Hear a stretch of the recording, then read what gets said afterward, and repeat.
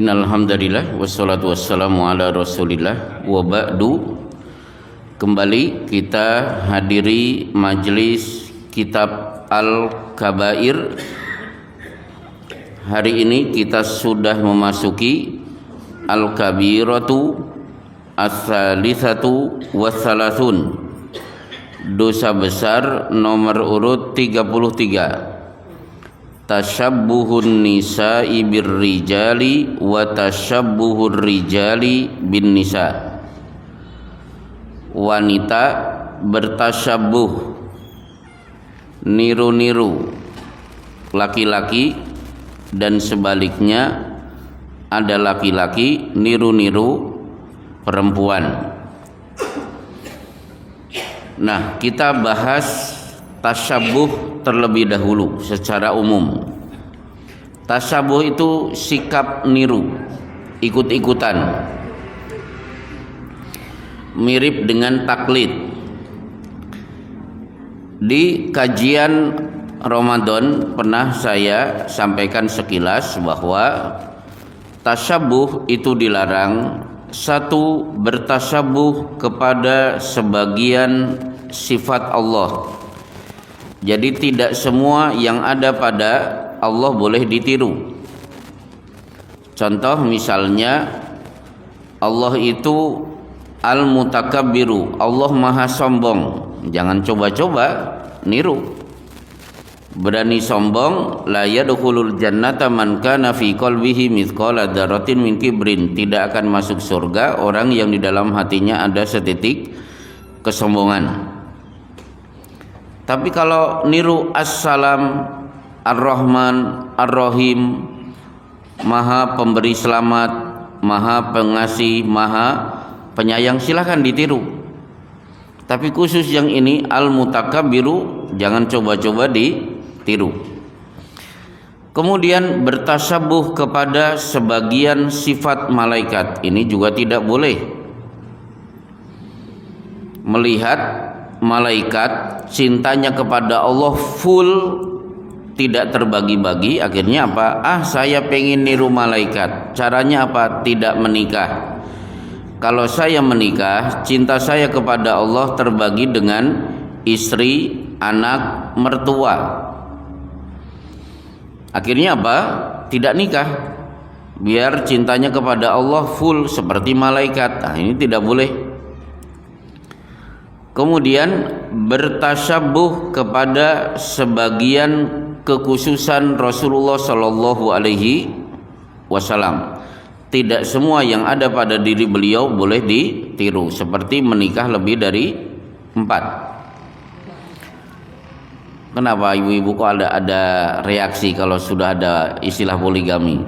Ya. Nggak usah khawatir, Bu, dorong aja suami untuk nikah lagi, dorong dari depan. Ya akhirnya kan mundur. Ya. Baik. Nah, kemudian bertasyabuh kepada tadi sebagian kekhususan Rasulullah. Contoh misalnya Rasulullah tidur. Meskipun boleh jadi beliau tidur itu mimpi mendengkur seperti kita. Begitu bangun beliau boleh sholat tanpa wudu. Tapi kalau kita tidur dalam keadaan terlentang, itu membatalkan wudu. Ketika Rasulullah ditanya, ya Rasulullah, kenapa engkau tidak wudu lagi? Inna ainayya tanaman walam tanam qalbi. Yang tidur cuma mata, hatiku tidak tidur. Maka Rasulullah sering mendapatkan wahyu saat tidur. Berbeda dengan bapak-bapak, matanya tidur, hatinya juga ikut tidur. Juga termasuk matanya tidak tidur, melotot seolah-olah melihat ke depan, padahal yang dipikir itu wallahu a'lam bisawab. Belum tentu bapak-bapak melihat ke depan itu sedang menyimak pengajian, itu belum tentu. Baik. Kemudian bertasyabuh kepada setan, itu sudah jelas. Contoh, kilu fa inna syaitana la yakilu. Biasakan tidur siang karena setan tidak tidur siang. Jadi kalau bapak-bapak, ibu-ibu tidak punya acara tidur siang berarti niru setan. Maka tolong sisihkan waktu qailulah untuk tidur siang, meskipun cuma 15 menit. Tunjukkan saya manusia bukan setan. Kemudian bertasabuh kepada sebagian sifat binatang, ini tidak boleh. Ya'kuluna kama ta'kulun naru, mereka makan seperti makannya binatang, maksudnya tidak kenal halal dan haram. Itu gaya makan binatang. Baik, kemudian meniru sesuatu yang bukan bakatnya, itu tidak boleh. Karena kullu ya'malu ala syakilatihi, berkiprahlah sesuai dengan bakat masing-masing. Jadi kalau kita tidak punya bakat di dunia itu, jangan memaksakan diri. Rasulullah Shallallahu Alaihi Wasallam itu mendidik para sahabat, mengarahkan bakat-bakat mereka. Abdullah bin Mas'ud bakatnya apa? Bakatnya bacaan Quran yang siapapun akan bisa bercucuran air mata. Abu Musa al-Asy'ari suaranya bagus, siapapun akan menikmati indahnya suara saat sedang membaca Quran. Kemudian Mu'ad bin Jabal bakatnya apa? Fokus kepada bidang halal dan haram. Abu Hurairah hadis, Abdullah bin Abbas Raisul Mufassirin, penghulunya ahli tafsir. Sa'ad bin Abi Waqqas, Khalid bin Walid, ini ahli strategi perang. Kemudian Abu Shuraih, inna qaumi idakhtalafu fi syai'in fahakamtu bainahum faradiya kilal fariqaini. Kalau ada yang bertengkar, saya datang menengahi, dua-duanya selesai, langsung berjabat tangan dan langsung berpelukan. Jadi bakatnya melerai orang yang tengkar, itulah Abu Shuraih. Termasuk Zaid bin Sabit, tulis menulis dan hukum waris. Jadi mereka punya bakat dan disalurkan sesuai dengan bakat masing-masing. Maka halakal mutannatiun, celakalah orang-orang yang memaksakan diri, berkiprah tidak sesuai dengan bakatnya. Baik, inilah contoh-contoh tasabuh yang dilarang, termasuk tasabuh laki-laki niru perempuan, perempuan niru laki-laki. Nah, ketika disebut tasabuh, ada istilah yang mirip, apa itu? Ittiba. Tasabuh niru, ittiba juga niru. Apa bedanya? Tasabuh identik negatif. Kalau ittiba itu identik dengan positif. Ittiba adalah sikap ingin meniru ajaran Rasulullah Shallallahu Alaihi Wasallam. Nah, lawan dari ittiba adalah mengikuti bid'ah, sesuatu yang tidak diajarkan oleh Rasulullah Shallallahu Alaihi Wasallam. Jadi ittiba dan tasyabuh dua istilah yang mirip. Ittiba identik positif, kalau tasyabuh identik negatif. Baik, sekarang kita akan masuk bab inti, larangan tasyabuh laki-laki dengan wanita, wanita dengan laki-laki. Yang pertama, siapa yang memiliki kelamin laki-laki dan perempuan? Tentu satu manusia, dua jin. Dalilnya sangat mudah, ketika kita masuk WC kita akan mengucapkan Allahumma inni a'udzubika minal khubuthi wal khaba'ith. Sesungguhnya aku berlindung kepadamu ya Allah dari gangguan jin laki dan jin perempuan. Berarti jin itu memiliki kelamin. Maka sebagaimana jin memiliki kelamin laki dan perempuan, dan itu ada pada dunia manusia, manusia dengan laki dan perempuan menyebabkan punya potensi memiliki keturunan, jin juga begitu. Sehingga di surat Al-Kahfi yang sering bapak-bapak baca hari Jumat, Wa idh qulna lil malaikati isjudu li adama fasajadu illa iblis kana minal jin fafasaqa an amri rabbih afatattakhidunahu wa dzurriyyatahu awliya. Apakah kalian mau menjadikan jin dan anak keturunannya sebagai teman? Berarti mereka memiliki keturunan. Bahkan jin-jin ini nanti memiliki bidadari juga. Berarti ada bidadari perempuan dari kalangan jin. Di surat yang berulang kali fabi ayyi ala'i rabbikuma tukadziban, Allah berfirman fihinna khairatun hisan. Di surga bidadari itu cantik jelita, cantiknya luar biasa. Ibu-ibu yang di belakang kalah, nggak ada apa-apanya. Bukan penghinaan ya Bu ya, kenyataan.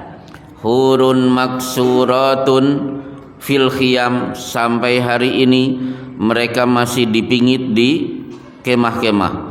Lam yatmithunna insun qablahum walajan, sampai hari ini bidadari itu belum pernah disentuh jin, juga belum pernah disentuh oleh manusia. Berarti ada bidadari dari kalangan jin. Karena di ayat sebelumnya waliman khafa maqama rabbih jannatan, siapa yang takut kepada Allah di akhirat ada 2 surga. Tidak usah dibuka tafsir Ibnu Katsir, cukup lihat terjemahan Al-Quran, ada catatan kaki. Yang dimaksud 2 surga adalah surga bagi manusia dan surga bagi jin. Termasuk yang punya kelamin adalah hewan, termasuk yang punya kelamin adalah pohon. Sebagaimana di pelajaran biologi SMP saya tahu bahwa ada perkawinan pohon yang berbeda kelamin. Baik. Nah, bagaimana dengan Allah Subhanahu wa taala termasuk malaikat? Karena Allah dalam Al-Quran menggunakan dhamir mudzakkar. Dhamir itu kata ganti yang menunjukkan laki-laki, tapi kita tidak boleh menyebut Allah sebagai laki-laki. Seperti kul huwallahu ahad. Huwa itu kan dia laki-laki, bukan berarti Allah laki-laki. Kenapa? Laisa kamitslihi syai'un. Allah itu tidak boleh dibanding-bandingkan, tidak mungkin akan sama dengan manusia. Walam yakul lahu kufuwan ahad. Tidak ada satupun makhluk yang menyamai Allah, termasuk manusia, termasuk malaikat. Tidak boleh mentang-mentang ada tak marbutah di belakang malaikatun. Yang belajar bahasa Arab, tak marbutah ini salah satu indikasi yang bersangkutan adalah perempuan. Bukan berarti malaikat itu perempuan, karena tidak semua kata dalam bahasa Arab diakhiri dengan tun itu menunjukkan perempuan. Contoh apa? Abu Hurairatun, Abu Hurairatin. Tak Abu Hurairah itu kan diakhiri dengan tak juga. Abu Qatadah itu juga diakhiri dengan tak. Maka alakumuz zakaru walahul untha. Apakah kalian punya persepsi kalian hanya berhak memiliki anak laki-laki, sementara Allah memiliki anak perempuan dari kalangan malaikat? Itu membantah keyakinan orang-orang kafir Quraisy bahwa malaikat itu memiliki kelamin perempuan. Baik. Masalah kedua, secara kedudukan di hadapan Allah, laki dan perempuan itu sama, tidak ada beda. Yang membedakan cuma satu, faktor takwa. Ya ayyuhan nasu inna khalaqnakum min dzakarin wa untha. Wahai manusia, kami ciptakan kalian dari laki dan perempuan. Begitu sudah tercipta, wa ja'alnakum syu'uban wa qabaila, bersuku-suku, berbangsa-bangsa. Lita'arafu, untuk saling mengenal. Inna akramakum indallahi atqakum, yang mulia di sisi Allah bukan karena dia laki, bukan karena perempuan, bukan karena faktor bangsa dan suku, tapi siapa yang paling bertakwa. Termasuk wa may ya'mal minas solihati min dzakarin wa untha, siapa saja yang beramal soleh, mau laki mau perempuan, falanuhyiyannahu hayatan thayyibah, maka akan kami berikan kehidupan yang bahagia, laki dan perempuan. Termasuk di surat Al-Ahzab, innal muslimina wal muslimati wal mu'minina wal mu'minati wal qanitina wal qanitati was shadiqina was shadiqati, itu kan laki dan perempuan. Sesungguhnya mukmin laki, mukmin perempuan, muslim laki, muslim perempuan, mukmin yang rajin bersedekah, mukminah yang rajin bersedekah, laki-laki mukmin yang rajin menunaikan saum, dan wanita-wanita yang rajin menunaikan saum. Jadi ayat ini untuk menunjukkan bahwa laki dan perempuan memiliki kedudukan sama. Nah, kemudian perlu kita ketahui, ternyata dalam beberapa hal wanita diberi keunggulan, kelebihan dibandingkan laki-laki.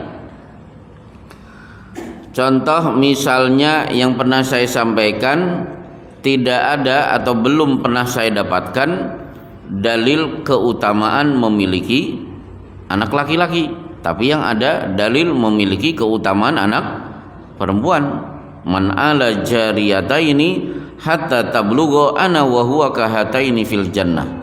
Punya dua anak perempuan, dididik sampai balik orang tuanya, dan aku di surga sedekat ini. 5 jari direnggangkan kemudian dirapatkan. Sebagaimana rapatnya 5 jari, itulah rapatnya rumah orang itu dengan diriku nanti di surga. Tapi tidak ada keutamaan memiliki anak laki-laki. Ini contoh bahwa wanita terkadang kedudukannya lebih tinggi daripada perempuan. Termasuk kalau ada pertanyaan, siapa yang masuk Islam pertama kali dari umat Rasulullah perempuan? Siapa? Khadijah, nomor urut pertama. Siapa yang mati syahid pertama kali dari umat Rasulullah perempuan? Sumayyah, ibunya Ammar bin Yasir. Baik. Kemudian baru masuk ke tasyabuh. Nah, berkenaan dengan tasyabuh, meskipun laki-laki meniru perempuan tidak boleh, perempuan meniru laki-laki tidak boleh, tapi ada satu kegiatan di mana di situ tidak dikenal gender, tidak dikenal kelamin. Contoh apa? Contoh menyembelih hewan kurban. Tidak selamanya bapak-bapak, ibu-ibu boleh. Di Bulughul Maram, bab penyembelihan, hadis dari Ubay bin Ka'ab atau Ka'ab bin Malik, Ubay bin Ka'ab, annam ra'atan dzabahat syatan fasu'ilan nabiyyu sallallahu alaihi wasallam an dzalika. Ada yang bertanya, ya Rasulullah, ada ibu-ibu ikut nyembelih kambing, bagaimana ini? Fa amaron nabiyyu sallallahu alaihi wasallam bi akliha, Rasulullah mempersilahkan dagingnya untuk dimakan. Berarti sama, laki-laki punya hak menyembelih, maka wanita juga punya hak untuk menyembelih. Kemudian jodoh, tidak selamanya laki-laki yang aktif ngejar-ngejar perempuan, boleh wanita yang mengajukan diri ingin dinikahi. Seperti contoh mudah Khadijah. Justru Khadijah yang mengutarakan hasrat untuk dinikahi Muhammad sallallahu alaihi wasallam, termasuk di Bulughul Maram. Rasulullah sedang duduk, tiba-tiba wanita datang, "Ya Rasulullah, inni wahabtu nafsi laka, sesungguhnya aku hibahkan diriku untukmu, silahkan nikahi diriku." Berarti wanita ini mengajukan diri untuk dinikahi Rasulullah sallallahu alaihi wasallam. Termasuk urusan pekerjaan rumah tangga. Bapak-bapak boleh tidak nyetrika? Oh bagus. Boleh tidak nyuci baju? Oh istrinya pasti senang. Ngepel? Wah masya Allah, istrinya luar biasa bahagianya. Mana? Kenapa Pak? Ya itu urusan dapur saya Pak, tenang aja. Bismillah. Mana dalilnya? Karena Rasulullah sallallahu alaihi wasallam fi mihnati ahlihi. Rasulullah setiap hari selalu membantu pekerjaan istrinya. Tapi ini ada satu catatan. Ini gara-gara belajar lewat medsos. Beberapa tahun yang lalu viral gara-gara medsos, wanita protes ternyata selama ini pemahaman kita keliru. Ternyata yang tugas masak itu suami, yang tugas nyuci baju suami. Tugas wanita adalah melayani suami di atas tempat tidur, itu saja. Tapi urusan masak, urusan nyuci dan lain sebagainya itu suami. Jadi suami yang nyari duit, suami yang membuat rumah itu rapi. Saya kurang tahu dasarnya dari mana. Jadi wanita tidak perlu masak, itu tugas suami. Kalau ada suami nyuruh istrinya masak, itu dolim. Wah itu luar biasa. Nah itu gara-gara medsos. Coba kita lihat dalilnya. Siapa yang bertugas masak? Itu perempuan, bukan laki-laki. Hadis tentang idza da'a ar-rajulu imra'atahu ila firashihi. Siapa saja laki-laki memanggil istrinya supaya dilayani di atas tempat tidur, maka tugas istri wajib untuk datang. Wa in kanat ala tanur, meskipun sedang sibuk masak di dapur.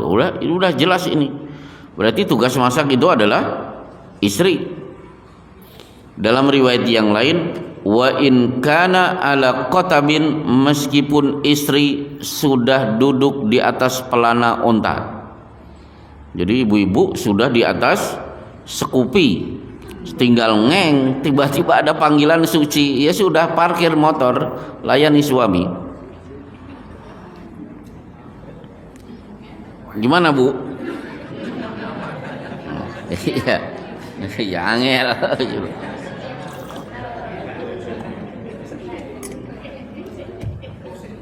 Kosek toh, iya. Ya. Tapi biasanya ibu-ibu protes, lah gimana kalau tempenya gosong? Enggak masalah, layani dulu, nanti begitu gosong Pak nyo PN, gitu aja. Baik. Kemudian, nah sekarang masuk yang inti, beberapa tasabuh yang dilarang. Satu, tentang kosmetik. Untuk laki-laki, untuk perempuan, madzahara launuhu wa khafiya rihuhu. Wanita diperkenankan mengenakan kosmetik berwarna tapi tidak ada aromanya. Berarti ibu-ibu kalau pakai lipstik ya silakan, ada warna. Kalau mengecat kuku boleh tidak? Boleh. Menggambar telapak tangan saat menikah pakai henna boleh tidak? Boleh. itu hak perempuan. Laki-laki boleh tidak? Tidak boleh. Terkena pasal Allah laknat laki-laki yang meniru perempuan. Kemudian perhiasan. Laki-laki tidak boleh meniru perempuan. Yang berhak mengenakan emas hanya laki-laki, hanya perempuan. Laki-laki tidak diperkenankan. Kalau mau paling banter perak. Bagaimana kalau ngotot di dunia udah tidak sabar pengen pakai emas, maka lahum fid dunya wa lakum fil akhirah. Sabar, biarkan orang kafir yang pakai emas. Kalian kalau ingin tunggu nanti pada hari kiamat. Termasuk kain sutra. Laki-laki tidak boleh mengenakan kain sutra. Itu hak perempuan. Termasuk waris. Tidak boleh wanita dengan alasan emansipasi kalau bisa dibalik. Perempuan 2, laki-laki 1. Kan kita pernah punya menteri agama menulis karya tulis untuk mendapatkan gelar. Menteri agama kita yang dari Klaten, tidak usah saya sebut, pasti Bapak tahu, mengkritik hukum waris 2:1. Tidak selamanya laki-laki 2, wanita 1.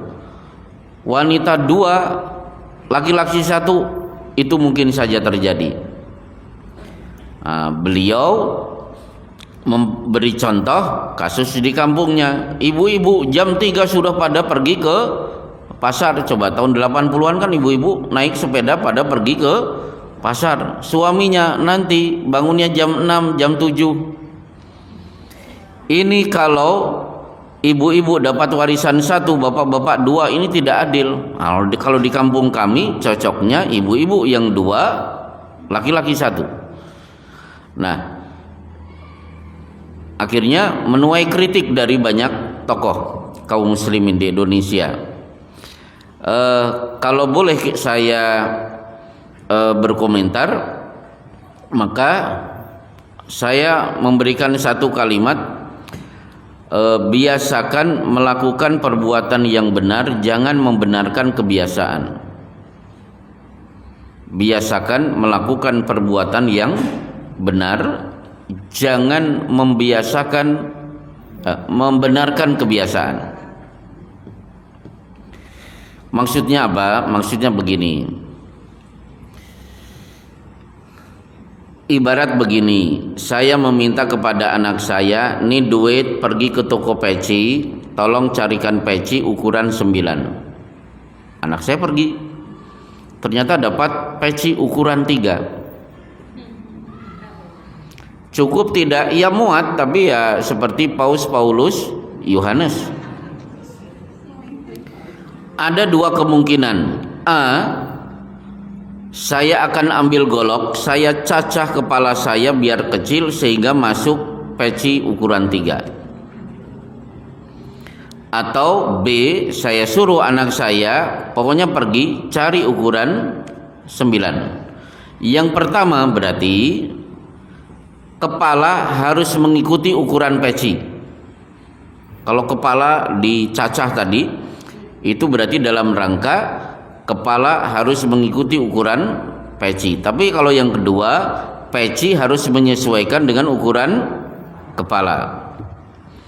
Harusnya kebiasaan perempuan yang jam 3 pergi ke pasar itu dibalik. Bapak-bapak yang pergi ke pasar jam 3, biarkan ibu nanti bangunnya jam 4 atau setengah 5. Kebiasaan jelek inilah yang harus dirubah. Jangan warisan yang hukum waris yang dirubah. Itu kan sama saja membenarkan kebiasaan. Harusnya apa? Membiasakan sesuatu yang benar. Baik, termasuk soft sholat. Jangan emansipasi seperti Aminah Wadud di Amerika. Jadi sholat Jumat, khotibnya siapa? Perempuan. Ketika sholat laki perempuan biasa, dalam satu shop mungkin laki-laki ada 5, perempuan ada 4. Jadi tidak karuan, tidak ada pemisahan antara laki-laki dan perempuan. Padahal jangankan sab, ketika Imam Salah pun Rasulullah mengajarkan untuk tidak tasabuh. At-tasbihu lirrijal wa tasfiku linnisa. Imam Salah laki-laki menegur dengan bacaan tasbih subhanallah, wanita menegur dengan bertepuk tangan. Cara menegur imam saja sudah tidak boleh tasabuh. Wanita punya caranya, laki-laki punya caranya.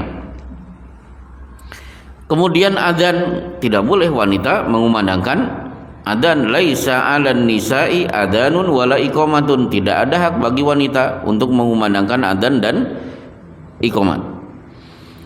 Termasuk tidak boleh laki-laki bisa punya istri 4. Wah, kami pun wanita kalau bisa boleh punya suami 4. Itu tidak boleh seperti itu.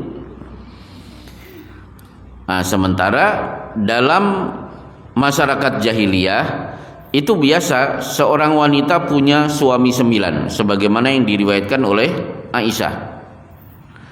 Jadi wanita punya suami 9. Begitu hamil kemudian lahir, 9 laki-laki wajib hadir untuk ditentukan siapa bapaknya. Misalnya wanita masaran, suaminya orang mana? Ada yang dari Gemolong, ada yang dari Gondang, ada yang dari Sambung Macan, Mondoan dan lain sebagainya. Nah, begitu lahir nanti wanita akan menentukan ini mirip seperti siapa ini. Ternyata wajahnya mirip dengan laki-laki dari Tangen, maka laki-laki dari Tangen tidak bisa mengelak, dia wajib mengakui itu adalah anaknya. Ini namanya tasabuh. Mentang-mentang laki-laki boleh punya istri 4, kemudian wanita pengen punya suami 4 juga. Baik, insya Allah cukup. Inilah beberapa dalil larangan bertasabuh dan letak dosa besar karena Rasulullah menggunakan kata laknat. La'anallahu al-mutasyabbihat minan nisa birrijal wal mutasyabbihina minar rijali bin nisa. Allah laknat wanita-wanita yang meniru laki-laki dan laki-laki yang meniru perempuan. Insya Allah cukup. Ada pertanyaan saya persilahkan. Berarti tesi dan lain sebagainya itu dilarang. Laki-laki pengen jadi banci. Silakan. Ada pertanyaan? Kira-kira masih ada waktu 7 menit. Ya, silakan. Tadi disebutkan hadis kalau ada orang tua yang mempunyai anak perempuan, kalau dididik sampai akhir balik menjadi soleh, akan surga bersama Rasul. Bagaimana dalam kondisi ini memang dididik, anak itu dididik secara solehah sampai akhir, tetapi salah satu dari anak itu tergelincir oleh perbuatan syaitan, contohnya misalnya berzina atau hamil jumlah. Apakah itu juga termasuk masih kategori dalam arti surga besok bersama Rasulullah? Terima kasih Pak Ustaz. Jawabannya kita tunggu nanti hari kiamat. Wah, itu. Jadi hadisnya kan tadi saya bacakan, siapa orang tua sukses mendidik 2 putrinya hingga balik taat kepada Allah, bakti kepada orang tua, aku dan dia seperti ini. 5 jari dirapatkan. Masalahnya kalimatnya, tafsirnya apa? Harus taat kepada Allah, bakti kepada orang tua. Ini menunjukkan apa? Mendidik anak perempuan itu sebenarnya jauh lebih berat, lebih sulit. Baik, ada lagi yang lain di luar pembahasan? Oh ya, silakan. Waalaikumsalam warahmatullahi wabarakatuh.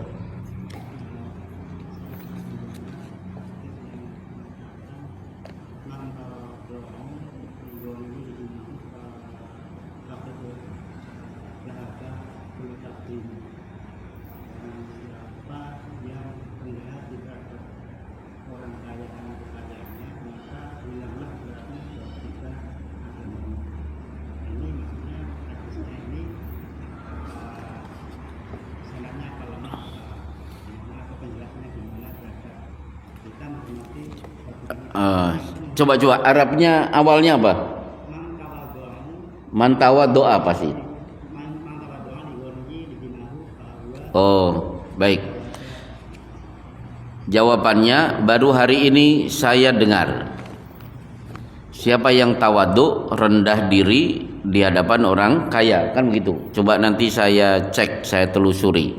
Yang penting sudah ketemu kata di depan man tawa doa. Nanti kita cari. Tapi yang jelas saya belum berani menjawab apakah ini hadis tercantum di kitab-kitab hadis atau ini hadis palsu. Wallahu alam bisawab. Tapi yang jelas kalau Bapak bergaul dengan orang-orang kaya, apa akibatnya? Pasti kita merasa miskin. Bergaul dengan orang-orang yang memiliki dunia, perasaan kita seolah-olah kita tidak punya dunia. Maka bergaullah dengan orang-orang yang ahli ibadah dan orang yang ahli ilmu. Niscaya kita akan sadar ternyata saya sudah kebanyakan dunia. Beda ya, bergaul dengan orang yang punya dunia, berarti orang kaya, pasti kita akan merasa seolah-olah saya tidak punya dunia sedikit pun, akhirnya minder. Sementara kalau bergaul dengan ahli ibadah atau ulama, orang yang berilmu, niscaya kita akan sadar, ya Allah, ternyata saya sudah terlalu banyak mencari dunia.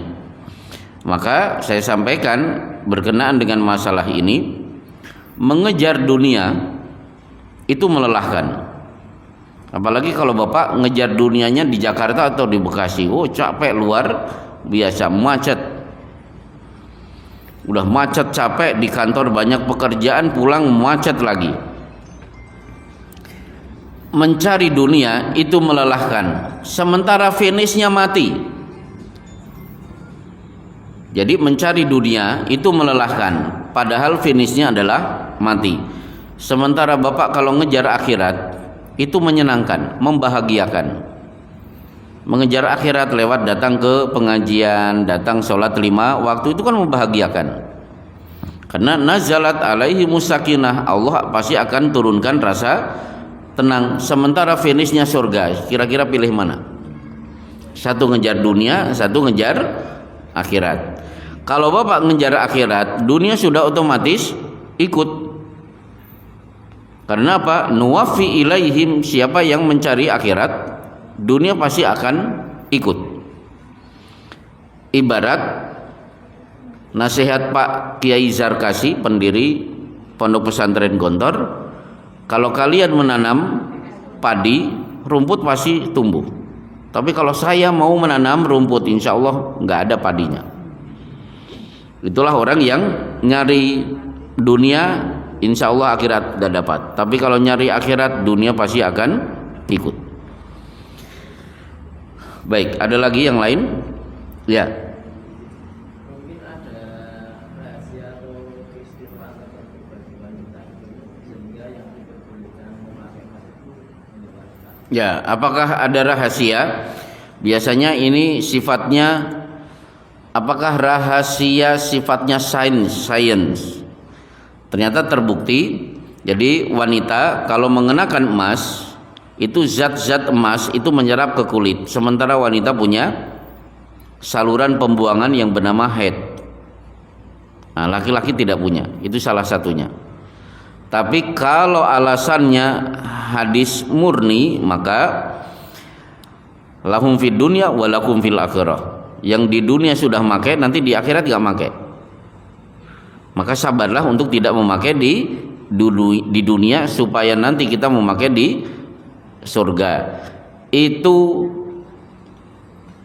pandangan hadis. Nah, sementara ada kaidah, setiap larangan kalau diterjang pasti mendatangkan madorot yang sifatnya duniawi. Itu sudah otomatis. Contoh apa? Minum kopi ditiup itu kan dilarang. Wala yatanaffas fil ina, jangan ditiup-tiup. Silakan dilihat di ilmu IPA, ilmu pengetahuan alam, ternyata terbukti kita menghirup itu O2, yang keluar adalah CO2. Jadi setiap pelanggaran syar'i pasti mendatangkan madarat yang sifatnya duniawi. Maka bapak-bapak kalau mau minum kopi jangan ditiup. Bagaimana biar tidak ditiup? Bikin kopi panas, tunggu sampai dingin baru diminum. Atau cara yang kedua, insya Allah tidak ditiup. Kopi, gula masuk, isi air dingin, aduk, insya Allah diminum tanpa ditiup. Udah gitu aja, simple. Ada lagi, satu lagi pertanyaan. Di luar dosa-dosa besar, jangan dosa terus loh Pak, bok fikih atau apa gitu, asal jangan masalah politik. Ya, ya,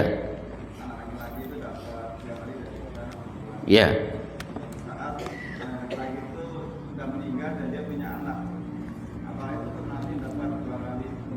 Baik, itulah yang disebut dengan ibnul ibni, warisan turun ke cucu. Kalau anaknya laki-laki, tapi harta waris anak perempuan tidak bisa turun ke bawah. Misalnya bapak punya anak Tono dan Tini, bapaknya meninggal, Tono mau diberi, ternyata Tono sudah mati. Tini mau diberi, Tini juga sudah mati. Tapi Tono dan Tini sama-sama sudah berkeluarga, sudah punya anak. Warisan turun ke siapa? Ke anaknya Tono, tidak kepada anak Tini. Nah, kelihatannya ibu-ibu kaget. Saya tidak lihat ibu-ibu aja sudah kaget kelihatannya. Jadi cucu dari anak perempuan tidak dapat. Tapi meskipun begitu, kita gunakan istilah yang disebut dengan islah. Islah itu apa? Mencari perdamaian. Sebagaimana kasus di Bekasi, saya kumpulkan, saya sampaikan, ini cucu-cucu ini dapat warisan. Kenapa? Bapaknya, orang tuanya laki-laki. Ini cucu sebelah ini, maaf Anda tidak dapat. Kenapa? Orang tua Anda adalah perempuan. Pokoknya bagi dulu. Begitu diterima oleh cucu-cucu dari anak laki-laki, sudah tahu bagiannya, akhirnya saya sampaikan supaya kekerabatan tetap nyambung, sementara tangan di atas lebih baik daripada tangan di bawah. Mau tidak? Tangan-tangan Anda ini di atas, berikan kepada saudara kalian dari sepupu-sepupu. Akhirnya apa? Semuanya membagi, akhirnya dibagi rata. Jadi hukum waris terlebih dahulu dilaksanakan, baru penyelesaian islah. Jadi Islam itu tidak sekaku seperti itu. Pokoknya harus begini, harus begitu, sesuai dengan kaidah. Yang penting sesuai kaidah, baru kekeluargaan diperbolehkan. Baik, tanggung satu lagi pertanyaan atau setengah pertanyaan. Baik, kalau tidak ada, berarti inilah kajian kita di sore hari ini atau di malam hari ini. Insya Allah kita akan lanjutkan di kitab Al-Kabair. Ternyata dosa besar masih banyak. Silahkan direnungkan apa yang sudah saya sampaikan di pengajian ini. Dari 33 dosa, bapak-bapak ada di mana? Sekarang mulai berpikir, saya ada di mana? Kalau ada di situ, di sini dan di sana, berarti silakan banyak beristighfar. Kalau ternyata alhamdulillah dari 33 saya belum pernah melakukan, itu nikmat karunia yang besar dari Allah. Tapi yang jelas, kalau ada pertanyaan, muslim ahli maksiat kemudian bertobat, atau muslim yang hidupnya lempeng terus, mana yang lebih baik? Ternyata muslim yang ahli maksiat kemudian bertobat jauh lebih baik daripada muslim yang dari awal aman-aman saja, tidak terperosok ke dalam dosa-dosa besar. Kenapa? Iblis itu menjerit setiap ada orang yang sadar kemudian bertobat. Mereka mengatakan ahlaktu bani adama bil ma'asi wad dunub wa ahlakuni bila ilaha illallah wal istighfar. Celaka, rugi besar. Sudah berhasil aku celakakan mereka sehingga terperosok ke dalam dosa-dosa, tapi mereka membuat kita lemas, kecewa berat karena mereka akhirnya mengucapkan la ilaha illallah dan bacaan istighfar itulah Allahumma anta rabbi la ilaha illa anta khalaqtani wa ana abduka wa ana ala ahdika wa wa'dika sampai akhir. Wassallallahu ala Muhammadin wa ala alihi wa sahbihi wasallim. Assalamualaikum warahmatullahi wabarakatuh.